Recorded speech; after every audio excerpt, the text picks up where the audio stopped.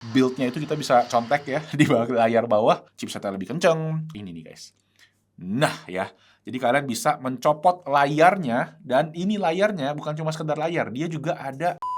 Oke, yo, what's up guys, and welcome back to Best Indo Tech YouTube channel. Sama gue Malvin, dan ya sudah akhir bulan Juli, bulan ke-7 di tahun 2026, udah masuk bulan ke-8. Sebentar lagi, udah mau akhir tahun aja, gila. Tidak berasa, gimana kabar kalian semua? Gue sendiri baru pulang dari London ya, beberapa hari kemarin, dan masih agak jet lag. jet lag kan. Nggak juga sih, sebenarnya cepet kemarin adaptasi di Indonya. Karena gue pulang-pulang langsung dikerokin sama istri. Kayak udah jadi ritual kalau gue pulang dari dinas habis kerja, kalau ke acara eventnya Samsung atau ke Apple waktu itu, pulang-pulang langsung dikerokin. Karena kayaknya emang angin di luar negeri itu beda gitu guys. Tapi habis dikerokin langsung siap tempur lagi ya, siap bikin konten lagi. Makanya yes, kali ini Gadget of the Month untuk bulan Juli 2026 gue punya tema EDC Upgrade. Yes, jadi terakhir gue kalau nggak salah update soal konten EDC itu di bulan Februari atau Maret gitu ya, di GOTM juga. Nah kali ini gue pengen share update ya dari beberapa edisi, update dan upgrade lah bisa dibilang. Jadi langsung aja siapin snack, siapin kopi, siapin teh, kita mulai videonya. Let's go. Oke, sebelum gue mulai, seperti biasa semua produk gue usahain akan ada, tinggal kalian klik aja atau ada di deskripsi kalau nggak ada link di e-commerce yang gue bisa tag. Dan kalau kalian pengen kita bahas lebih detail barang mana gitu ya, yang pengen dibikinin konten khusus gitu, boleh banget di komen di bawah. Dan jangan lupa tinggalin jempol, karena itu akan sangat ngebantu konten Bit biar semakin banyak, semakin menyebar di algoritma. Ingat, jangan lupa komen, kayak kemarin di Mega Unboxing rame tuh yang komen, gitu dong guys. Terima kasih. Oke, jadi langsung aja kita masuk ke Gadget of the Month pertama di bulan Juli 2026 adalah ini dia, Power Bank MagSafe. Ini adalah upgrade dari MagSafe Power Bank yang gua bawa sebelumnya. Kalau sebelumnya kan gua pakai namanya Anker MagGo Slim 10.000 mAh. Nah, kalau ini juga speknya sebenarnya sama, 10.000 mAh. Ini juga MagSafe tapi beda, dari brand namanya adalah ini nih, Genki. Yes, jadi ini namanya Genki Energy Pack. Dan tadi yang gue bilang speknya sebenarnya persis mirip sama yang Anker dengan 10.000 mAh dan 30 watt untuk output USB-C-nya. Jadi secara charging dia kenceng kalau kalian pakai kabel. Gue ini pakai MagSafe-nya cuma buat nempel aja ke HP. Jadi kita bisa plug langsung nempel, tapi ngecasnya pakai kabel. Dia juga ada dapat kabel kayak flat kayak gitu yang bikin kabelnya jadi lebih rapih gitu kelihatannya. Kerennya lagi adalah ini nih, kalau kalian lihat, dia ada layar di power bank-nya yang mana nunjukin output dari power bank-nya. Kalau kalian wireless, dia ada tulisan wireless. Kalau kalian pakai kabel, dia juga ada tulisannya wired gitu. Jadi itu yang menarik banget buat gua, karena gua nih cukup kepo ya. Kalau urusan teknologi, gua pengen tahu ya HP gua ngecas berapa watt, gua bisa ngeliat nih charging curve-nya kayak gimana. Misalnya kalau lagi baterainya lowbat ya bisa sampai 30 watt kalau iPhone ya. Kalau udah mulai kayak menjelang 60-70%, dia mulai turun ke 20 watt, di atas 80% dia bisa turun sampai kayak di bawah 10 watt gitu-gitu. In this case, ini lagi pakai wireless, dia cuma 8 watt karena baterai gue emang masih banyak sih di 85%. Kurang lebih kayak gitu. Dan ya warnanya juga keren ya, warna orange juga, jadi mirip kemarin kan kita ada koleksi gadget orange. Jadi ya ini jadi salah satu yang masuk di sana karena memang ini juga secara overall desainnya keren. Dan Genki, produk-produk kayak Genki tuh kayak niat banget gitu. Ya kayak gini ada bahan-bahan rubbernya, jadi dipegang tangan tuh kayak lebih enak gitu loh, lebih premium, lebih fun gitu ya. Dan Genki sendiri sebenarnya dia tuh bikin aksesoris buat gaming device ya, kayak Nintendo Switch, Steam Deck juga ada. Jadi mereka tuh kayak selalu bikin yang estetik, kualitasnya yang bagus-bagus, dan ini juga tidak terkecuali lah istilahnya gitu. Walaupun bentuknya power bank, itu sebenarnya bikin ini kayaknya buat Nintendo Switch. Jadi case Nintendo Switch-nya dia tuh ada MagSafe-nya, yang mana bisa ditempelin ke sini gitu. Nah, untuk harganya sendiri, Genki Energy Pack ini guys, kemarin gue beli sebenarnya di harga 1 juta kurang sedikit lah.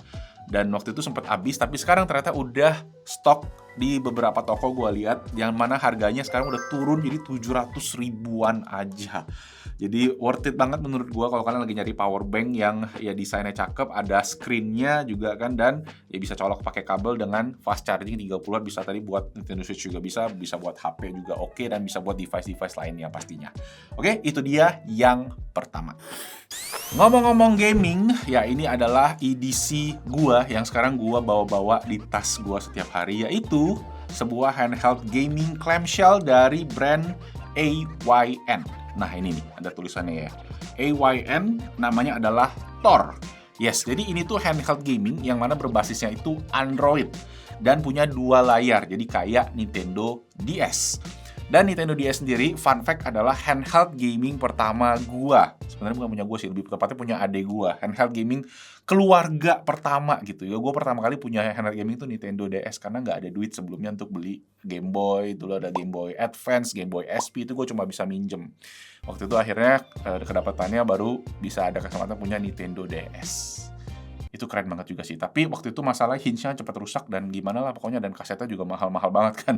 Dan balik lagi ke AYN Thor ini speknya juga menurut gua udah mantep buat handheld gaming ya. Snapdragon 8 Gen 2 yang mana dia ada active coolingnya ya, ada kipasnya di bagian belakangnya. Layarnya ini OLED 120Hz, baterai 6000 mAh dengan fast through charging, dan dia bisa expand storage pakai micro SD. Jadi kalian bisa install game-game, emulator-emulator, game retro-retro ya. Yang mana performance wise memang si Snapdragon 8 Gen 2 ini udah oke banget buat main emulator sampai Nintendo Switch. Gue kena band gak ya ngomongin. Tapi intinya kalau kalian bisa lihat nih, gue udah setup ya handheld ya dengan berbagai emulator ya. Ada PS, Sega, dan lain-lain ya. Gitu, jadi kalian bisa lihat aja di sini. Cuma memang setup ini guys butuh waktu yang tidak singkat gitu. Jadi agak challenging memang. Sebenarnya ada video dari salah satu kreator favorit gue, si Russ from Retro Game Corps, yang ngejelasin bikin video setup handheld ini selama 1 jam videonya. Ya gila, itu niat yang terniat. Detail banget di sana dijelasin step by stepnya. Gue sendiri udah pernah kan, kemarin gue sempat share beberapa bulan lalu handheld gaming waktu itu yang Retroid Flip 2 ya, sama clamshell juga. Nah ini kayak versi upgrade-nya lah bisa dibilang. Chipsetnya lebih kenceng, layarnya 2, OLED 120Hz, baterainya gede. Dan ya overall gue juga sekarang juga lagi suka banget main game native. Kayak kemarin kan gue lagi suka main game-game yang dia itu bisa main game-game dari Steam alias game-game PC, tapi memang bukan yang game-game berat. Jadi game-game ringan, yang game-game indie. Kalau gue ini gue setup di sini ya, pakai game native namanya. Nah, jadi beberapa game-game yang indie bisa dibilang kayak Celeste, Dave the Diver, Hades juga bisa ya. Megabong gue lagi suka main, sama terakhir tuh gue lagi seneng banget nih main Tennis Elbow 4. Ini adalah game tenis yang menurut gue secara mekanik fisikalnya tuh bener-bener realistis ya, nggak kayak tenis-tenis arcade yang kayak misalnya Mario Tennis lah atau Virtual Tennis. Ini tenis yang memang kayak kalian mesti mikirin ala-ala pemain tenis beneran, dan agak susah. Mungkin kalian bisa lihat ini gameplaynya ya. Cuma ini gue ada mod sedikit biar dia itu ada pemain-pemain yang internasional, dan modnya juga gampang banget, dan namanya XTZ mod atau apa gitu. Nanti ya cari aja cepet, tinggal copy paste datanya di foldernya, beres, langsung ke mod sendiri, dia punya gamenya. Cuma menurut gue yang selling point banget dari si AYN Thor ini adalah bentuknya yang super compact ya. Kalian bisa simpen ini, dan kalau di compare sama Steam Deck nih, gue juga kebetulan bawa Steam Deck gue ya, ini bener-bener super kecil banget, kayak seukuran layarnya doang ya. Dan kalian bisa masukin gitu kan ke dalam tas, dan gue pakai tas gue juga muat dengan sangat mudah. Tombol-tombolnya juga semuanya enak ya, analognya juga semua kayak full size, jadi buat kontrolnya juga semua oke gitu ya. Dan balik lagi nih, karena berbasis Android ya, kalian bisa install apa aja, mau buat nonton YouTube bisa, mau buat segala macam ya, kayak HP Android aja, ada Play Store juga. Tapi satu selling point utama yang mungkin nggak dimiliki sama handheld gaming lain ada karena dia 2 layar ya, kalian bisa main Nintendo DS tadi satu ya, sama satu lagi gue itu suka buka kayak semacam tutorial. Kalau gue lagi main game-game yang mungkin gue nggak ngerti solusinya, atau gue butuh tips and trick kayak main Hades 2, build-nya itu kita bisa contek ya di layar bawah. Jadi main gamenya tuh lumayan kebantu gitu ya dengan kita baca tutorial di bagian bawahnya, dan ini juga touchscreen juga sih, seperti itu. Oke, itu dia untuk AYN Thor. Ini memang kalau dibeli agak susah guys di Indonesia. Kemarin gue belinya hasil orang kayak, bukan second sih, lebih tepatnya dia habis pre-order, cuma nggak jadi pakai karena mungkin udah punya handheld yang lain. Dan sekarang udah ada pre-ordernya lagi. Gue cek itu ada salah satu toko di Indonesia, Arasa Game, dia yang buka PO-nya ini. Harga startingnya sekitar 7-8 jutaan ya. Kalau ini versi yang 256 itu versi Pro di sekitar 9 jutaan. Harganya memang lumayan kalau dibandingin Steam Deck, tapi ya balik lagi kayak gue bilang tadi, convenience-nya ada di bentuknya yang kecil, bisa dilipat, dan ya setupnya tadi lumayan gampang, walaupun performance wise memang nggak sekuat Steam Deck ya. Bahkan ya walaupun bisa dibilang Steam Deck sebenarnya nggak kuat-kuat banget untuk standar zaman sekarang gitu. So ya, do at your own risk. Banyak banget reviewnya, cek aja di YouTube. Langsung kita lanjut ke produk yang berikutnya, atau mau dibikinin video lengkap? Enggak, beda. Beda. Ayan itu bukan Aya Neo guys ya. Ayan bukan Aya Neo. Sempet dulu saya juga mikir gitu. Oke, lanjut. Kita ngomongin TWS. Kalau gua itu sekarang guys, terutama kalau lagi travel atau dinas, biasanya gua itu males bawa headphone. Ya, jadi gua sehari-hari sekarang gua selalu pakai TWS, which is ini AirPods Pro 3. Tapi kalau travel, gua itu bawa 2 TWS. Kenapa? Karena biasanya kalau dinas itu suka jauh-jauh. Kalau kayak ke Amerika, itu penerbangannya bisa 20 jam total ya. Kalau ke London kemarin itu sekitar 14-15 jam. Karena kita kemarin transit Singapura, dari Singapura ke Londonnya itu sekitar 12,5-13 jam. Jadi, satu TWS aja itu nggak bakal cukup baterainya. Kayak AirPods Pro ini kayaknya cuma bertahan sekitar 7-8 jam ya dengan mode noise cancellingnya. Jadi akhirnya solusinya gue pikir gue bawa 2 TWS. Jadi kebetulan gue dari kemarin juga memang lagi testing si Soundcore Liberty 5 Pro namanya ya. Yang mana ini keren banget sebenarnya secara desainnya, dia di slide gini ke atas kayak fidget gitu jadinya, dan ada layarnya ya. Dan ini pun menurut gua dia layarnya nggak cuma gimmick doang, karena bener-bener responsif ya. Kalau kalian mau setting-setting suara-suara atau settingan-settingan, bisa buat jadi kamera remote control juga, bisa cari posisinya di mana, bisa pairing Bluetooth juga. Dari sini nggak perlu pusing, kita masih tap-tap sana sini ya untuk nyari gimana cara pairingnya. Nah ini bentuk TWS-nya pun mengingatkan gua sama Bose ya. Yang mana Bose itu kan memang paling nyaman ya kalau bentuk TWS ya. Dan lucunya adalah selama gua flight ke London guys, waktu gua naik pesawat yang kedua, waktu mau ke London, AirPods gua tiba-tiba nggak bisa nyala yang kiri. Nggak tahu kenapa, lagi update software apa update firmware gitu kali ya. Cuma tiba-tiba nggak bisa nyala aja. Gua coba macam-macam ya, setting-setting, cek di HP, matiin Bluetooth, hidupin, nggak bisa juga. Akhirnya yaudah gue nyerah. Akhirnya gue pakai si Soundcore ini. Sebenarnya Soundcore ini cadangan posisinya, tapi malah dia jadi posisi utama kemarin karena si AirPods bermasalah, AirPods Pro 3-nya. Dan ternyata setelah gue pakai, harus gue bilang noise cancellingnya mantep banget ya, rapet noise cancellingnya, suaranya menyerupai, bahkan menurut gue bisa kita setting lebih banyak lagi, parameternya lebih bagus, lebih banyak pilihan di aplikasinya. Dan yang ketiga yang gue suka adalah dia bisa pairing ke banyak device, dia bisa up to 3. Walaupun kemarin gue cuma akhirnya kepake 2. Dan enaknya adalah kita itu bisa setting di aplikasi guys. Kita bisa pilih device mana yang kita mau pairing. Kebetulan gue sebagai yang gadgetnya banyak ya, gue connect ke HP 2. HP ada Samsung sama ada iPhone. Ke gaming handheld, ke AYN ORS 1, ketiga. Sama satu lagi gue tuh suka bawa adapter kalau di pesawat biar gue bisa dengerin nonton di monitor TV pesawat ya. Jadi 4 device yang gue mesti connect. Dan pas pakai ini tuh jadi convenient banget. Gue tinggal setting aja di aplikasinya, gue mau pilih connectin ke yang mana. As simple as that gitu. Jadi bener-bener kepake semua fitur-fiturnya, dan gue ngerasa ya kualitas wise ini oke banget. Suara bagus, mode noise cancellingnya rapet ya, fitur-fiturnya tadi lengkap ya, kayak mode automatic atau adaptive mode-nya juga menurut gua oke ya, dan di kuping tuh nggak sakit buat dipakai lama, comfort banget. Secara keseluruhan gua sangat puas, dan memang yang paling killer sebenarnya dari si Soundcore ini adalah kualitas mikrofonnya, yang mana dia ada AI, yang mana AI-nya tuh kayak bisa menyaring frekuensi-frekuensi yang di luar frekuensi kita ngomong. Cuma intinya ya itu sih, overall package ini oke banget ya. Cuma memang satu mungkin yang gue ngerasa agak kurang adalah build quality-nya, yang mana ini pakai bahan kayak plastik kayak gitu ya, kayak berasa agak murmer gitu. Dari Soundcore kayak mirip ya, Soundcore yang 200.000 sama yang ini harganya sebenarnya sekitar 2,5 jutaan. Jadi sebenarnya ya memang ini menurut gue bagusnya adalah di bagian feature, software, dan kualitas di dalamnya. Mungkin ini di luar nggak beauty, tapi di dalamnya ini beautiful banget. Jadi ini inner beauty-nya mantep gitu. Kalau kalian yang memang lagi nyari sebuah TWS yang all-rounder ya, dengan fitur canggih, ada layarnya segala macem ya, bisa setting-setting lengkap, ya ini opsi yang menurut gua oke banget. Bisa banget jadi pilihan yang utama dan gua rekomen. Sebenarnya ada versi upgrade-nya yang lebih mahal, kayak kalau nggak salah 3 jutaan harganya. Tapi dalamnya sebenarnya sama aja. TWS-nya sama persis, cuma beda di casing-nya aja, yang mana di casing-nya layarnya lebih gede. Yang di atas gini dia layarnya. Kalau ini kan layarnya kecil doang di bawah, dan resolusinya agak ya nggak terlalu tajam lah gitu. Kalau yang itu kayak bener-bener layar gede full satu atas case gitu. Next, gue pengen share kamera yang kemarin kita pakai selama di Samsung Unpacked London ya. Adalah ini dia, Insta360 Luna Ultra. Biasanya kalau lama nggak dihidupin dia agak lama.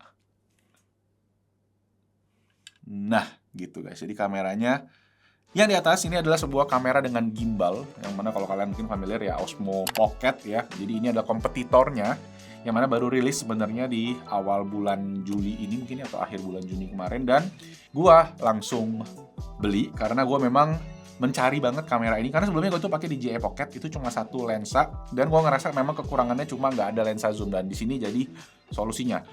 Memang DJI juga udah ngeluarin ya versi yang dua lensa, tapi karena gue udah keburu beli ini, gue pakai ini dan gue ngerasa ini cocok banget. Lensanya ada dua, ini satu 20mm dan satu adalah 60mm, jadi dia 1x dan 3x. Di bawahnya ini adalah gimbal stabilizer ya, jadi kalian bisa kayak menstabilkan gitu untuk pilihannya. Jadi di bawahnya ada layar ini yang mana kalian bisa kontrol juga, ada joysticknya. Ini untuk zoom-zoomnya juga tadi yang gue bilang ya, tuh bisa nge-zoom ke Haris di sana ya, 3x gitu. Jadi karena ada zoomnya ini, menurut gue ini udah jadi setup yang komplit. Gue nggak perlu biasa gue tuh bawa kamera yang gede-gede ya, mirrorless, pakai lensa zoom untuk kita. Karena kan kalau syuting-syuting kayak HP gini kan kita tuh bagusnya memang pakai lensa yang zoom untuk dapetin detail yang jelas dari produknya. Nah sekarang dengan adanya ini, itu udah komplit. Gue nggak bawa kamera lagi. Kemarin vlog yang si 3 hari bersama Samsung Galaxy Z Fold 7 itu juga semuanya di-shoot menggunakan si Insta360 Luna Ultra ini. Kemarin ada yang nanya juga, jadi ya ini jawabannya. Satu yang sebenarnya menarik banget dan ngebedain dari Insta360 Luna dibandingin sama yang DJI Pocket 4P adalah ini nih guys. Nah ya, jadi kalian bisa mencopot layarnya, dan ini layarnya bukan cuma sekedar layar, dia juga ada mikrofon. Jadi dari kemarin ketika gue syuting pakai kamera ini, gue itu nggak pakai kamera atau mikrofon wirelessnya gitu. Biasa kan kalau kayak DJI itu ada wireless mic-nya, ini gue nggak pakai, gue cukup pakai mic bawaannya aja, dan hasilnya udah cukup bagus menurut gue. Ya ini yang mungkin orang-orang nggak jarang lihat. Cuma memang kekurangannya adalah menurut gue dari segi software, dimana karena ini pertama kali mungkin ya Insta360 bikin kamera kayak gini, layoutingnya ini menurut gue masih agak jelek nih. Misalnya kayak gue ganti exposure segala macam ya, ISO, ketika gue mau record itu nggak bisa langsung record, dimana kalau DJI ketika kita bisa ganti setting, kita klik record dia langsung record gitu. Jadi kita mesti kayak back lagi ke sini baru kita bisa record gitu. Itu yang bikin slow. Dan yang kedua juga kemarin ada kasus di mana kalau kalian pakai auto ISO, ya mungkin ini yang ngerti kamera mungkin lebih paham ya, dan dia melebihin limitnya auto ISO-nya dia, karena dia bisa di limit auto ISO-nya, dia itu jadi ngasih gain, kayak ngasih diterangin sendiri sama dia, yang bikin kualitas gambarnya jadi soft. Dimana kalau kalian lihat gambar waktu gua syuting terakhir di Z Fold itu kayak agak soft gitu dibandingin sama sebelumnya waktu gua di Emirates Stadium. Yang belum nonton nanti boleh nonton abis video ini.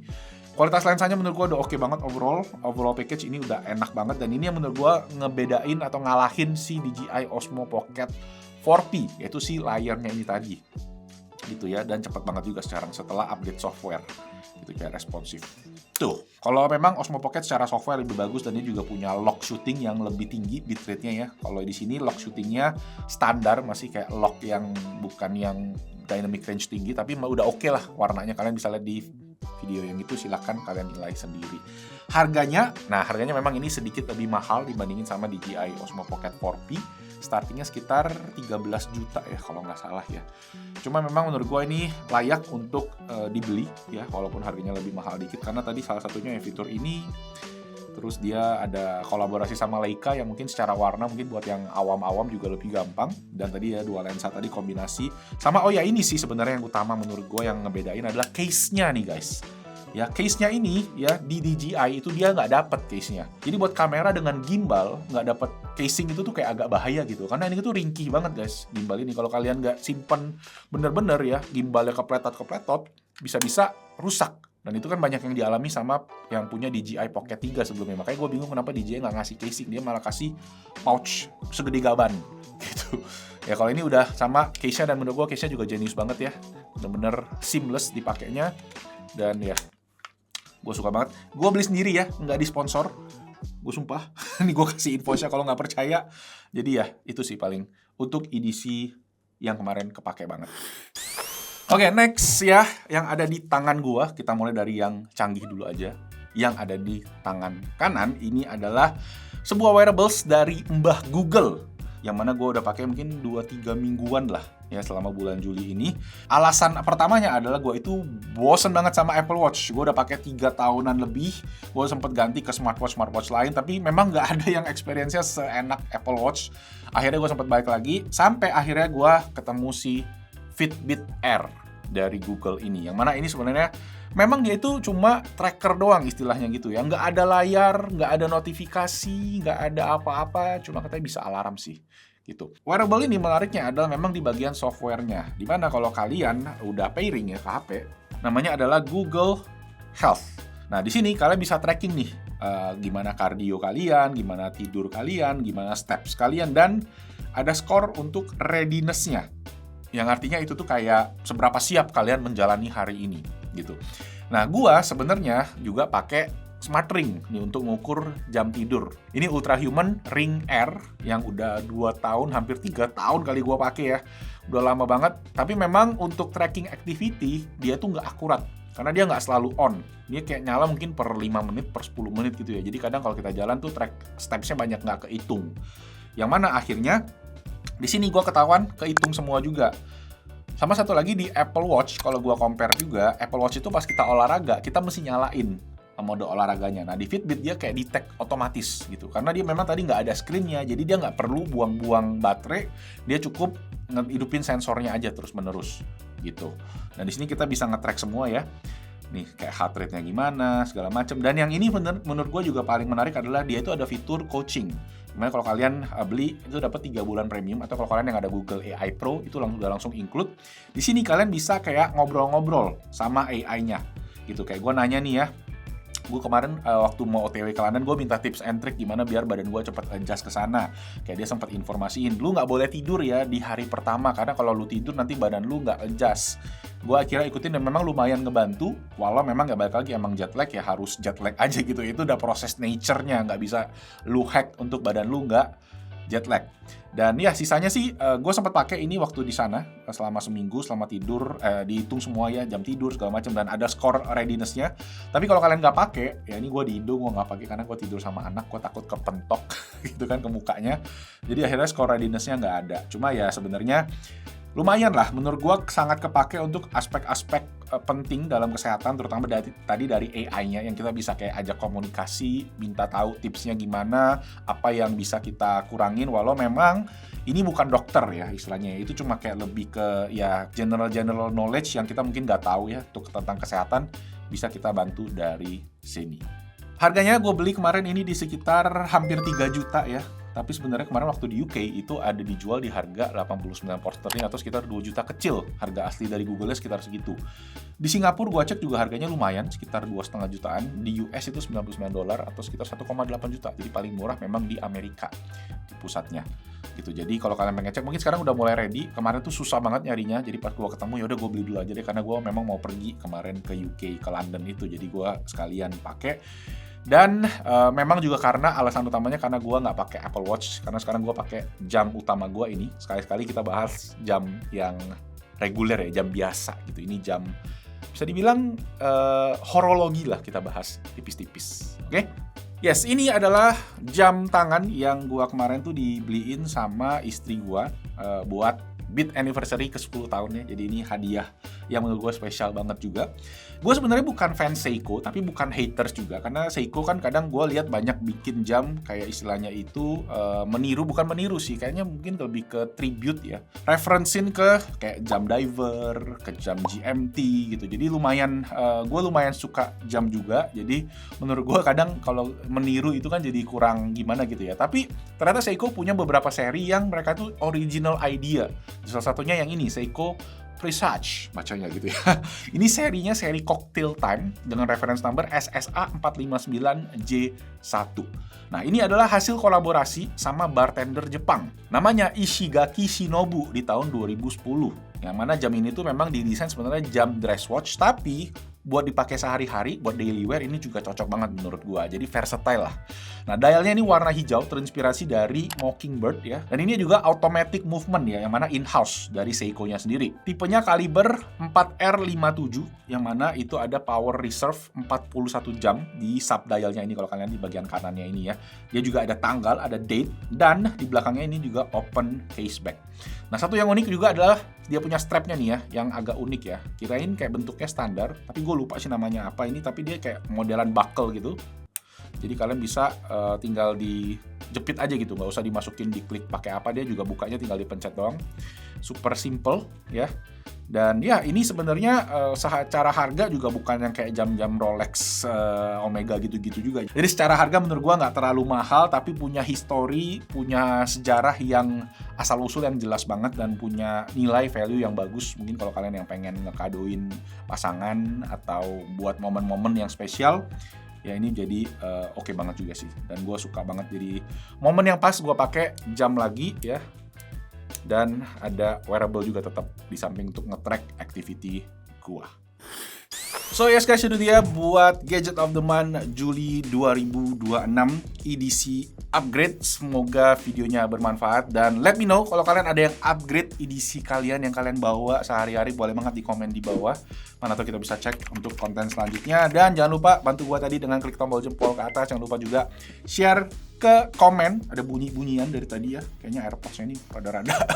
Dan jangan lupa juga subscribe ke Best Inotek YouTube channel biar kita cepat 1 juta subscribers.